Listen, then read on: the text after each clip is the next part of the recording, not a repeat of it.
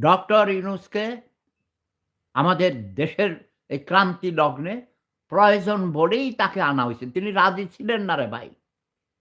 তাকে অনেক অনুনয় বিনয় করে হাতে পায়ে ধরে তাকে রাজি করানো হইছে। আমি নিজে সাক্ষী।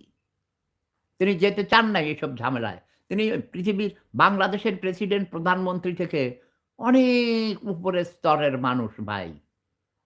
তিনি যেখানে যান তার একটু দেখার জন্যে, তার অ্যাপয়েন্টমেন্ট নেয়ার জন্যে অগণিত সাংবাদিক, রাষ্ট্রপ্রধান, সরকার প্রধানরা অপেক্ষায় থাকে।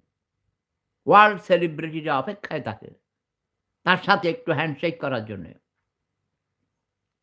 সেখানে তোমরা তাকে সম্মান করছ না। তবে তিনি কিছু এই ক্ষমতা নেয়ার পর উনি তো স্বীকার করেছেন।